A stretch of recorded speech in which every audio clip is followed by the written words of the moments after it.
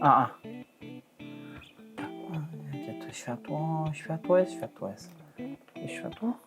Cześć, nazywam się Przemek i na YouTubie możecie mnie znaleźć jako Polcze. 안녕하세요 여러분, 폴체입니다. 오늘은 조금 뭔지는 알지? 나도 잘 모르지? 그래서 그냥 자막 키고 한번 보지. Tak więc postanowiłem dzisiaj, że zrobię wersję filmiku po polsku, ponieważ dawno po polsku nie rozmawiałem w moich filmikach i przy okazji w związku z tym, że KoTube wrzuciła mój wywiad razem z nią, postanowiłem dla Was zrobić jeden filmik po polsku.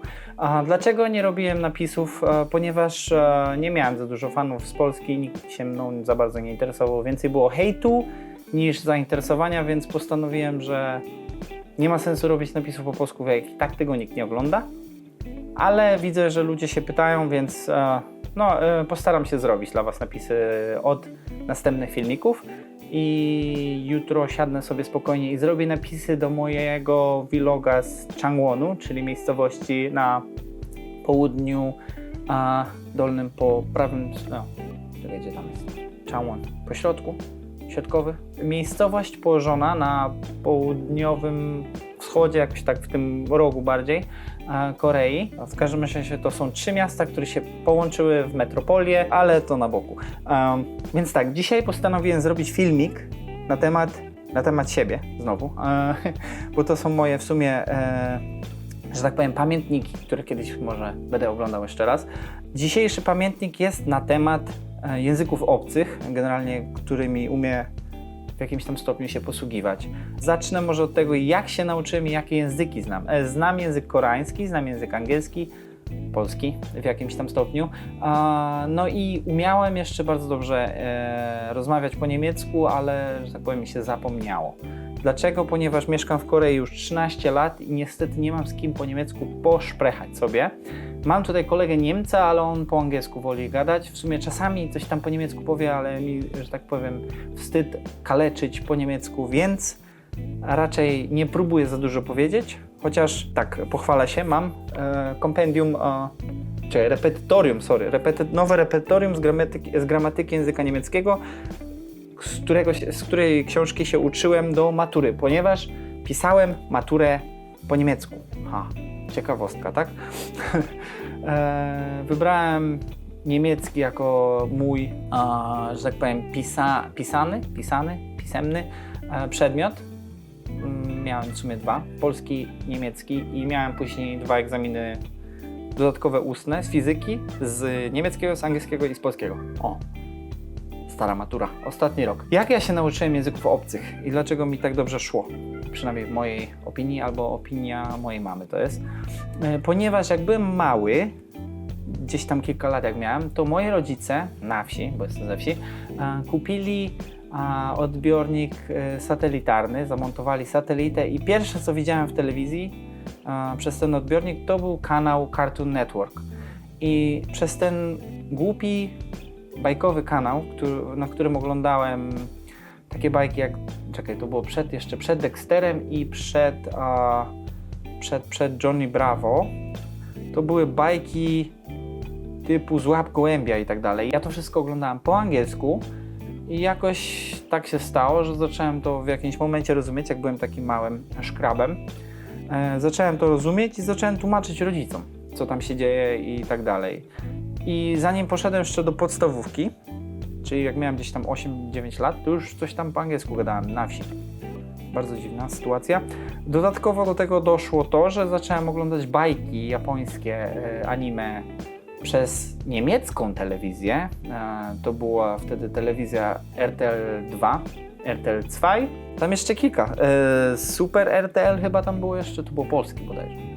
Nie wiem, w każdym razie już mi się miesza, ale to było bardzo dawno i nieprawda. I tak oglądałem bajki japońskie przez niemiecką telewizję. Dodatkowo mogę jeszcze powiedzieć, że też oglądałem azjatyckie filmy, typu filmy z Jackie Chanem, jakieś tam kung fu, jakieś tam, nie wiem, mnisi z Shaolin czy coś takiego. Zawsze w piątki to było, blockbustery na ProSieben i tak dalej, więc tak się nauczyłem języka niemieckiego również. Bardzo dziwna sytuacja. I od podstawówki zacząłem się, od chyba 6 klasy w podstawówce bodajże, zacząłem się uczyć już w szkole języków obcych. to był język niemiecki, bo mieliśmy takiego profesora, powiedzmy, bo to już nie są profesorowie, nauczyciela języka niemieckiego, który się nazywał Gawlik, nie pamiętam jak miał na imię, ale pan Gawlik nas uczył, mieszkał kiedyś dawno w Niemczech i tak dalej, w ogóle mieszkał w wiosce obok i przyjeżdżał do nas uczyć nas niemieckiego. I z nim bardzo mi dobrze szło, nie robiłem zadań, bo mi nie trzeba było tego, że tak powiem, w domu robić, bo umiałem ustnie wszystko odpowiedzieć, więc nie musiałem niczego pokazywać, ale pan Gawlik, jak sobie tak przypomnę, bardzo ciekawa sytuacja, nie miał przednich zębów, więc jak coś mówił, to pluł cały czas, więc pierwsza ławka zawsze była pusta. Taka anegdota, taka sytuacja z mojej przyszłości, bardzo śmieszna. Zawsze miałem 6 z jego zajęć, ponieważ umiałem po niemiecku, bez niczego. I tak mi się jakoś potoczyła moja nauka, że po prostu nie uczyłem się języków obcych, a już je umiałem, przynajmniej te 2 w jakimś tam stopniu, więc zawsze mi to jakoś szło. Tak, i teraz poszedłem do liceum ogólnokształcącego w Głubczycach. Tam miałem już taki troszkę większy hardcore z uczenia się języków obcych, ponieważ już trzeba było jakieś tam różne rzeczy pisać, robić i tak dalej, ale powiem wam szczerze, że i tak jakoś mi to uszło, ponieważ nie musiałem za dużo robić i nauczyciele wiedzieli, że umiem tam w jakimś tam stopniu oba języki, więc przymykali oczy na to, co ja robiłem, czego nie robiłem, w sumie zadania i tak dalej. Zawsze umiałem się usprawiedliwić, albo po prostu z głowy czytałem jakieś tam moje opowiadania czy coś, więc było super. No i doszło do tego, że musiałem pójść na maturę, oczywiście, jak każdy, i wybrałem niemiecki pisemny, bardzo dobrze mi poszedł, chyba miałem 4 bodajże, się nic nie uczyłem, pamiętam. Tam trochę, wiem, że na korki na chwilę poszedłem, żeby się gramatyki trochę poduczyć, żeby to było takie perfekcyjne. Więc niemiecki mi lepiej poszedł niż polski. Oczywiście, bo ja jestem ze wsi, więc mój polski jest jaki jest. Przepraszam bardzo, jeżeli kogoś obrażam. W każdym razie, no. Więc taka jest śmieszna sytuacja, że miałem lepsze wyniki z języków obcych niż z naszego polskiego. Nie no, w sumie z polskiego ustnego miałem na 4, ale nie pamiętam, co miałem z pisemnego. Czekaj, bo my pisaliśmy maturę 2 razy. Taki rocznik, taka sytuacja, rzucaliśmy jajkami w ministra edukacji, ponieważ nauczyciele, rodzice, którzy robili pytania na maturę, dali pytania, czy te matury dali dzieciom, dzieci to puściły w internet, ja wtedy na wsi mieszkałem, więc internetu nie było. Ale całe województwo opolskie musiało pisać matury jeszcze raz i były strajki, protesty, mieliśmy, pamiętam, taką opaskę na ramieniu, że protestujemy, że jesteśmy przeciw i tak dalej, ale i tak trzeba było pisać i tak. Byłem trochę załamany, bo na pierwszej maturze z polskiego poszło mi dobrze, miałem 4 z pisemnego także i z niemieckiego chyba 5 miałem czy coś, ale musieliśmy to pisać jeszcze raz, więc miałem ledwo 3. Z polskiego byłem strasznie załamany i z niemieckiego poszło mi chyba na 4 czy na 5, nie pamiętam. Dobra, skończyliśmy, że tak powiem, liceum, idziemy dalej, studia. No i teraz tutaj się zaczyna ciekawa sytuacja, ponieważ poszedłem na studia dwujęzyczne, gdzie głównym językiem nauczania był język niemiecki. To są studia, czy to były, nie wiem czy jeszcze są, na Politechnice Opolskiej w Opolu, gdzie właśnie jest wydział dwujęzyczny, po niemiecku uczą informatyki. No i tam było ciekawie, powiem wam szczerze, ponieważ mieliśmy i informatykę po niemiecku, wszystkie te zajęcia prawie, mieliśmy matematykę, mieliśmy fizykę, mieliśmy algebrę i to wszystko, co zapomniałem, ponieważ było po niemiecku, mieliśmy po niemiecku, więc nie dość, że musieliśmy się uczyć, jak rozwiązywać zadania logiczne i matematyczne, fizyczne i tak dalej, dodatkowo musieliśmy wyumieć się, czyli nauczyć na pamięć różnych formułek, czyli nie wiem, praw Newtona i w ogóle i tego wszystkiego, czego uczyliśmy się w sumie w liceum, musieliśmy to umieć jakby, że tak powiem, na bank, mieliśmy mieć to zakodowane w głowach, więc nie było aż tak łatwo, ale było wesoło. Mieliśmy super profesorów na uczelni w Opolu, nie zapomnę pana profesora Gajdy, pana profesora Sobola, który nas uczył. W sumie pan profesor Sobol uczył nas po polsku i po angielsku, nie po niemiecku, ale no mieliśmy innych tam profesorów, którzy nas uczyli po niemiecku. Tych dwóch profesorów chyba nie zapomnę do końca życia, bardzo fajni ludzie. Naprawdę pozdrawiam, jeżeli oglądacie moje vlogi, chociaż nie sądzę, ale no. Po angielsku już wtedy w sumie zajęć z angielskiego tak dużo nie mieliśmy, no było łatwo. Mieliśmy brytyjski angielski, czyli zajęcia z angielskiego, że tak powiem, typowo brytyjskiego, gdzie mieliśmy w sumie uczyć się pod kątem certyfikatu BEC, czyli British English Certificate. Niestety nie chciało mi się, chociaż dostałem dobre oceny i moja profesorka mnie bardzo lubiła i bardzo wysoki, że tak powiem, stopień angielskiego mi wypisała na takim podaniu, które składałem, żeby dostać się na stypendium rządu koreańskiego do Korei. Bardzo dziękuję.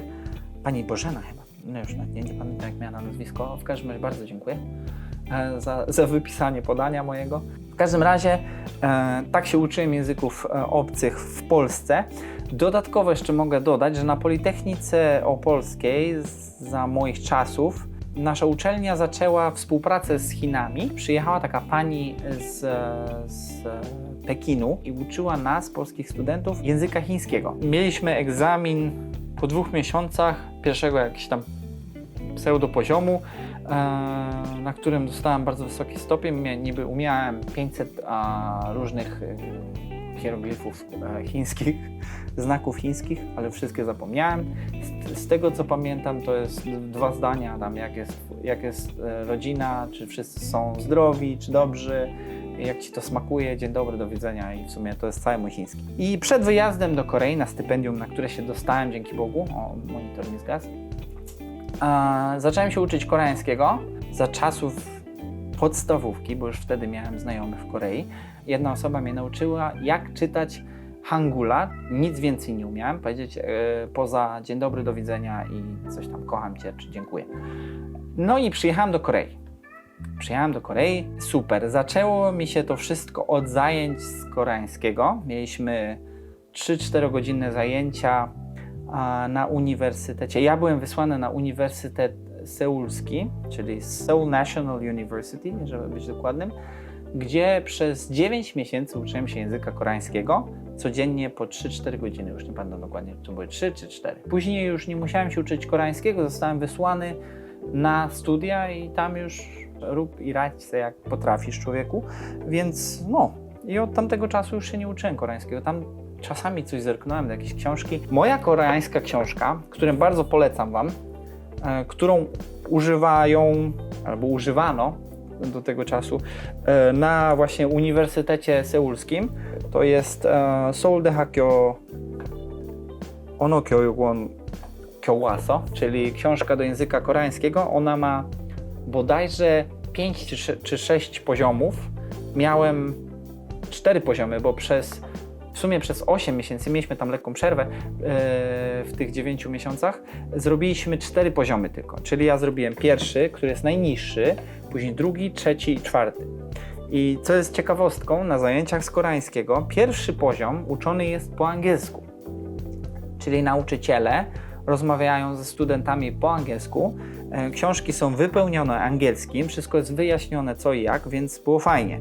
Drugi poziom już troszkę gorzej, już mieliśmy mniej po angielsku, więcej po koreańsku. Od 3. poziomu zaczyna się hardcore. Na jakiej zasadzie? Na takiej zasadzie, że w sumie nic tutaj nie jest po angielsku. Jak zobaczycie, wszystko jest w hangulu. I moje jakieś tam poprawki, i moje pisania i tak dalej, wszystko to jest hangul, proszę Państwa. Od 3. poziomu. Na samym końcu książki, nie wiem czy tutaj jest taki słownik. Po angielsku, tak, dokładnie, nie pomyliłem się, więc wszystkie te słówka, wszystkie gramatyczne zwroty i tak dalej są rozpisane troszeczkę tam z tyłu w tej książce, więc można sobie znaleźć i pomóc po angielsku. Ale 3. poziom już był taki trudny, ponieważ od 3. poziomu zaczęły się znaki chińskie. W sumie nie pisaliśmy znaków chińskich na zajęciach, ale słowa, które pochodzą że tak powiem, stricte z języka chińskiego, albo przysłowia, nie daj Boże, jakieś inne takie różne rzeczy, które pochodzą z kultury chińskiej. W każdym razie uczyliśmy się czegoś takiego i trzeba było to po prostu wyumieć na pamięć. Tak ciekawostką jeszcze powiem wam, że jak dostałem się właśnie na to stypendium i przyjechałem do Korei po raz pierwszy, zobaczyłem ludzi na Uniwersytecie Seulskim, którzy zasuwali ostro w 8, w 10 różnych językach obcych i to dla mnie był szał. Ja wtedy po angielsku, po niemiecku i po polsku i tam jakimś tym moim pseudo pierwszym poziomowym koreańskim językiem śmigałem, a oni tutaj jakiś chłopak był z Emiratów, to zaraz ktoś w jakimś języku arabskim do nich gadał. Tutaj się odwrócił, coś po chińsku powiedział, tam do jakiegoś Japończyka coś tam pogadał, więc mówię wam, że to było takie dla mnie. Niesamowici ludzie. Najbardziej mnie to dziwi, że ci ludzie ani razu nie wystąpili w telewizji, ani razu nikt ich nie widział. Szczerze mówiąc, te osoby, które ze mną występowały w programach telewizyjnych, ludzie mówią, że oni są bardzo uzdolnieni językowo. Że tak powiem, gówno prawda. Naprawdę, tych ludzi, których ja spotkałem, nikt i nic nie ruszy. Naprawdę. Oni byli mega. I nawet nie studiowali, że tak powiem, kierunków związanych z językami, co mnie najbardziej zaszokowało. No ale dobra, to jest jedna sytuacja. W każdym razie na uniwersytecie w Ulsan, na którym założyłem koło naukowe, miałem do czynienia z wieloma studentami z przeróżnych krajów. Było naprawdę świetnie, nauczyłem się wielu różnych ciekawych rzeczy, nie tylko związanych z językiem, ale z kulturą, z myśleniem. Naprawdę mi to otworzyło oczy na świat, za co bardzo dziękuję wszystkim ludziom, których poznałem dotychczas. No i co? Na koniec nie będę już za dużo przedłużał, bo i tak jest strasznie długi filmik. Powiem wam tyle, że nie martwcie się, nie krępujcie się. Jeżeli macie jakąś bazę językową, nie wiem, kilka zwrotów, kilka słów, nie bójcie się ich używać, używajcie ich jak najwięcej, bo naprawdę to pomaga wyrobić właśnie taką pamięć językową, takie automatyczne zachowanie, które jednak zostaje zaklepane gdzieś tam w głowie, jest jakaś szara komórka, która się połączy i już to połączenie tam jest. Okej, nieważne z niemieckim czy z japońskim idziemy edytować filmik, więc co powiem? Do następnego. I nie zapomnijcie subskrybować i lajkować filmiku. Tutaj. Dobra, to ja spadam. Hej!